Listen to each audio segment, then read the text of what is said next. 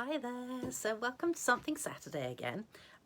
It's kind of cold, hence the polo neck, so I'm going to show you something today that is a technique that I think is so pretty.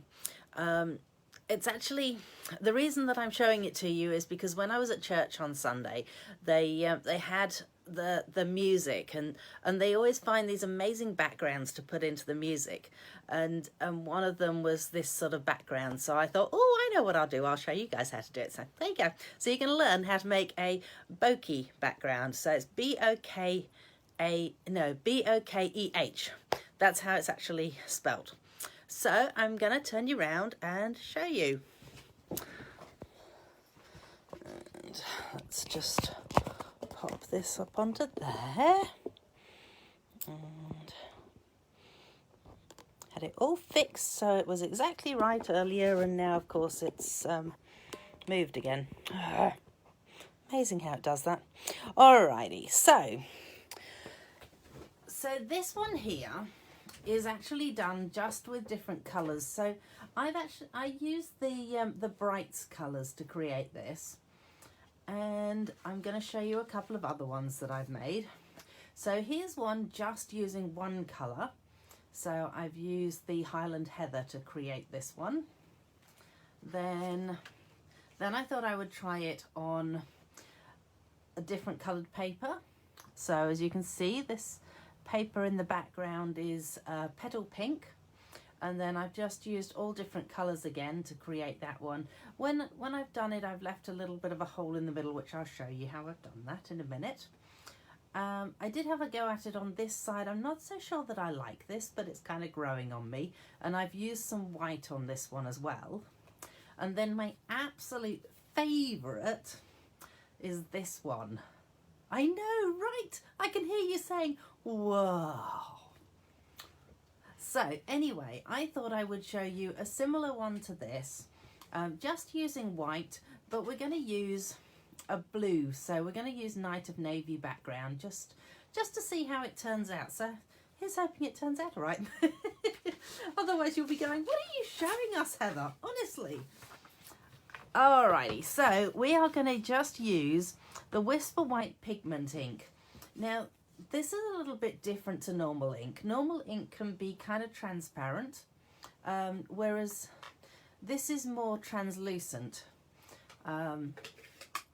So it actually sort of makes it, on dark cardstock it will show up, whereas if I was to stamp some normal colour on dark cardstock, it would just fade into it again. So that's what I'm sort of meaning. What I've done is I've actually punched out 3 different circle sizes there, as you can see, little mini Mickey Mouse sort of thing, but they're different sizes so that I can use different sized bubbles on my card. Right, what we are going to do is we're going to pop this down. We're using a dauber. I recommend, if you're using white, that you stick to a purely white dauber. Don't mix it with any other colour. And you go round and round, and then you just leave it so it's a little bit, what's the word? Not fully done in the middle. I know what I mean. All right. So this one, because I've done this one quite dark, I want this one to be a little bit lighter. So I'm just gonna tap it round a little bit, and hopefully it's still going to show the one underneath it. So anyway, let me go ahead and add a few of them. Oops. And you kind of want to hold it still as you do it, so that it's not, you want some of them darker than others. So in other words, apply more ink to some than others. If you want them fairly light, then just don't push down quite so hard, I guess. And let's see, one onto there.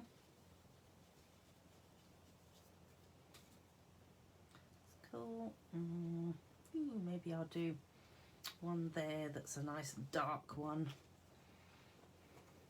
So you want them to be able to sort of show a little bit of the colour that's going on between them.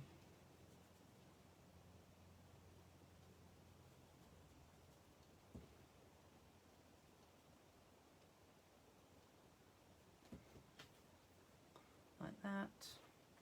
Although I'm just going to put that back on and make it so that you can actually see the fact that there's an entire bubble there. Oh, what else shall I go with? Okay, the only thing with this is that sometimes, as you'll see, it ends up with little extra white marks, so you just need to go over the back of it a little bit and get rid of some of that extra white bit. So I might need to actually add something over top of that to get rid of the white mark on there.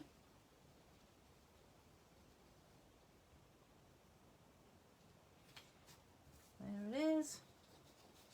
I'll just rub that part off. Let's add maybe... Whoa, such a tough decision what to put where.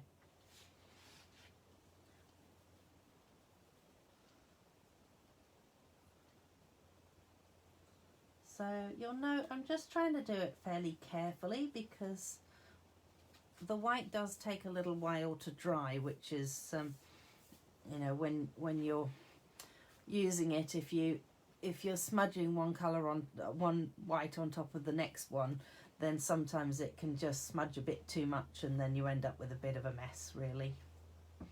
I don't know that that really made enough sense, but I kind of knew what I was talking about, if that helps. So you can kind of see how it's sort of smudging together there.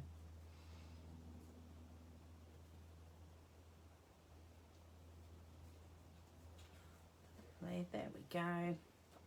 Yep.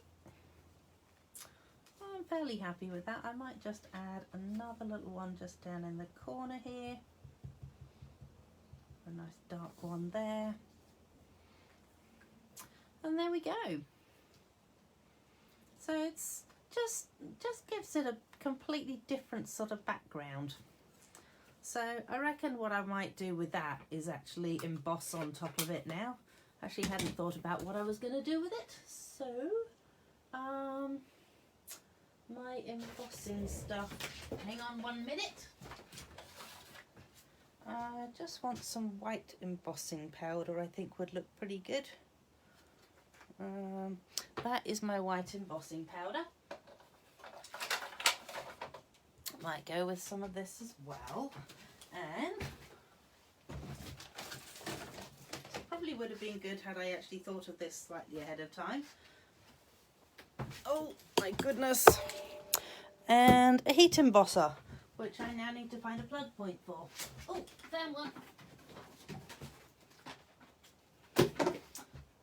Bonus. We have a plug point. If you haven't done heat embossing before, this is, it was one of the first things when I saw stamping being done and somebody showed me heat embossing and I went, oh, wow, that's amazing. So yeah, if you haven't done heat embossing, this is really amazing. So, oh, I better find a stamp set as well. Let's go with one of my favourites. So we might say happy little bit late birthday, because I'm pretty sure that there's going to be some people that I have managed to not get their birthdays yet.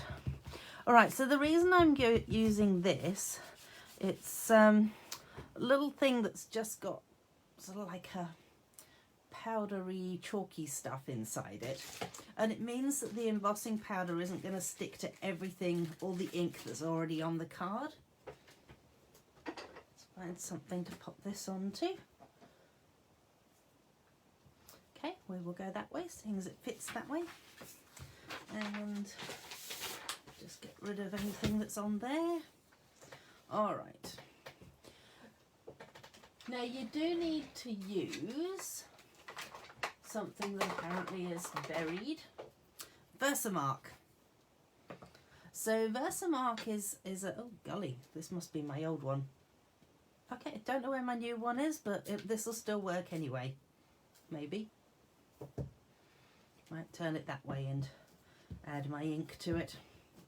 So Versamark stays wet for a long time, and that's why we're using it with this, because we need it to, so happy little bit late birthday. We're going to go on an angle with that. And you actually can't even see it unless you put it on an angle. So let's just pop a heap of the embossing powder onto it. Now you can see it. And it does look slightly creamy, but it comes out white. Let's just tip that back into the pot. And screw the pot back on, because otherwise the heat gun will just sort of like go poof, and everything will go everywhere. So with this particular Stampin' Up one, it's got 2 heat settings. So the first heat setting is a drying one, and then the second one is a setting one. So we will just hold it and wave it around until it starts to change colour. Eventually, here we go.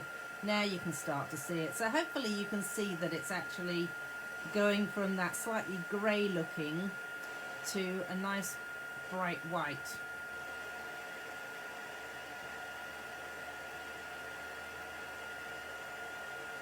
Obviously I didn't manage to get enough on the R. There it is. So the advantage with this one is it also has little pop-up bits, so you can sit it down like that on the table. So happy little bit late birthday, because I'm quite convinced that I'm going to end up with somebody's birthday that I haven't managed to get things out on time for them. That's quite normal for me.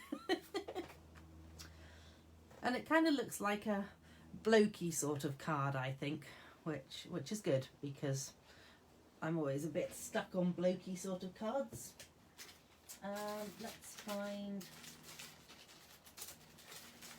something nice to add to it. So I've got these ones, which hopefully are still current. I've got a feeling they might not be. That's really handy, but they would look good with this card, I reckon. So let's just flatten that down a bit. The only thing I tend to find is when you heat emboss, it does make the cardstock just warp very slightly, which, to be honest, by the time it's sort of sat there for a day or two, it's actually stopped warping anyway. So it's not a major issue. Let's add some of these to the back of this. This really is a sort of fly by the seat of my pants sort of card today, because I kind of forgot to work out what I was going to add on top of my Bokeh Technique, because I was so excited about the Bokeh Technique. So go me! That way? No, I like it this way. So we're going to, again, put it on a bit of an angle. I know, we've got an angle and an angle, but hey, who's counting how many angles there are? Let's add a few of these around the place. I wonder if I should put one onto there. Maybe I'll put a baby one onto there. I like that idea. And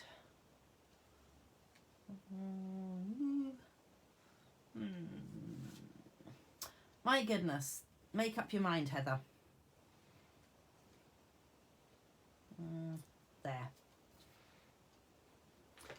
Just random ones. And pop those away again. And I'm sure that I will find something to do with my my nice black piece.